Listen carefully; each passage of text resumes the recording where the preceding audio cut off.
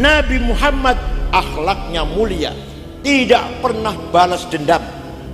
Begitu Nabi Muhammad menang dengan membawa sahabat 12.000 tahun 8 Hijriah masuk ke kota Mekah, orang Mekah ketakutan kalau Muhammad balas dendam. Walau kunta faddan ghalidhal qalbi, kalau sampai kamu sombong, kasar, bapentung, sweeping, takbir, niscaya orang Mekah lari meninggalkan kamu. Dan saya banyak yang mencaci maki, bahkan ngancam. 212 anak buahnya Rizik Syihab ngancam mau datang ke rumah. Saya tidak takut. Pak Tito Kapolri kirim polisi jaga rumah sebulan. Nabi Muhammad orang yang selalu jujur, sidik, tidak pernah bohong. Jangan anggap masalah sepele bohong itu. Ada yang ngomong yang wajib sidik jujur Nabi Muhammad, nabi awake dhewe dudu nabi. Jadi jangan dianggap sepele masalah sidik jujur. Sidik hilang, minyak goreng hilang.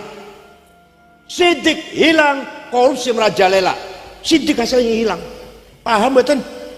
Paham betul? Gara-gara sidik hilang, kejujuran hilang, korupsi sampai triliunan nih. Gak usah negara deh, rumah tangga, suami tidak jujur, ribut, ngebetan. Istri tidak jujur, suami ribut. Asal keluarga saja. Kira-kira banyak mana yang nggak jujur ya? Yang sering tidak jujur banyak mana? Suami apa istri?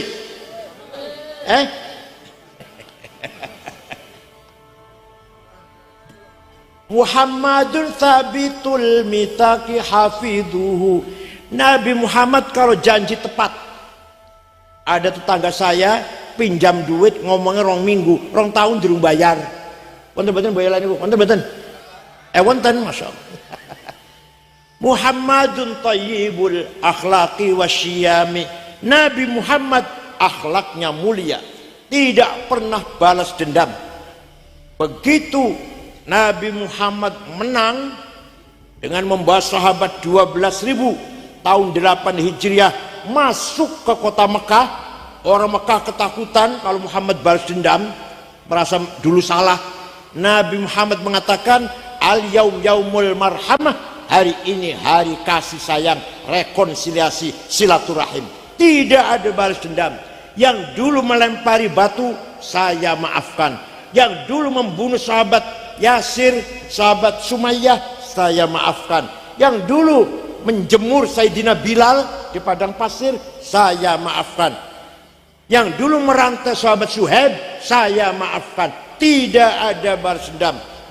Dengan akhlak yang demikian orang Mekah semuanya masuk Islam. Allah memuji sifat Rasulullah. Nyun sewu, mohon maaf, saya ini juga banyak yang muji, tapi saya tidak bangga karena yang muji saya sama dengan saya doyan iwak asin, sambal terasi, pete, nek wis wareg mlayu nang WC. Ngapain bangga sing muji padha karo aku? Dan saya banyak yang mencaci maki, bahkan ngancam. 212 anak buahnya Rizik Syihab ngancam mau datang ke rumah. Saya tidak takut. Pak Tito Kapolri kirim polisi jaga rumah sebulan waktu 212. Saya nggak takut. Kenapa? Karena yang ngancam sama dengan saya. Doyan iwak asin, sambal terasi, pete, newis wareg, ayo nang WC. Ngapain takut? Yang menghina sama dengan saya, yang memuji sama dengan saya.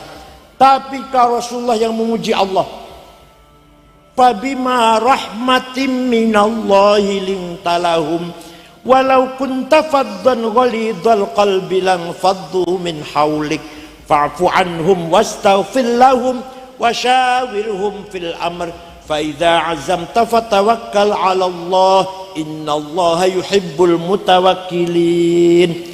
Muhammad, kamu pemaaf, kamu santun, kamu ramah, maka orang Mekah berbondong-bondong 100% masuk Islam. Walau kunta faddan ghalidhal qalbi, kalau sampai kamu sombong, kasar, bapentung, sweeping, takbir, niscaya orang Mekah lari meninggalkan kamu. Niscaya orang Mekah meninggalkan kamu. Itulah akhlak Rasulullah SAW. Semua orang Mekah yang dulu menyakiti Nabi dimaafkan. Panjenengan saged? Saged Rasulullah saged? Orang yang pernah nipu 5 juta saya maafkan, saged? Bukan hanya memaafkan, wastaghfir lahum, Nabi Muhammad memohonkan ampunan untuk orang Mekah. Nabi Muhammad berdoa di Ka'bah, ya Allah, moga-moga wong Mekah yang dulu menyakiti saya, bahkan membunuh sahabat Yasir, sahabat Sumayyah, menyiksa sahabat-sahabat yang lain, panjenengan maafkan, ampun dosanya. Panjenengan saya niru Pak, panjenengan orang yang membawa lari sepeda motor, muga-muga diampuni dosane, saged? Boten. Maka kalau dakwah Islam dengan ramah, dengan santun, orang akan simpati masuk Islam.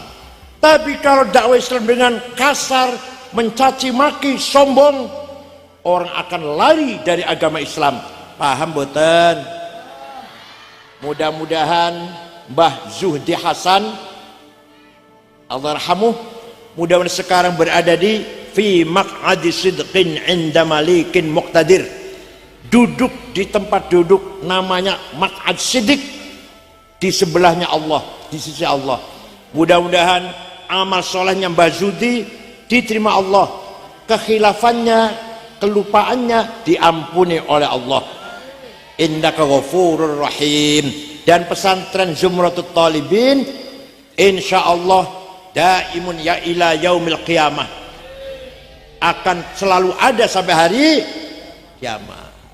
Syukran wa dumtum fil khairi wal barakati wan najah, wallahul muwaffiq ila aqwamit thoriq. Wassalamualaikum warahmatullahi wabarakatuh.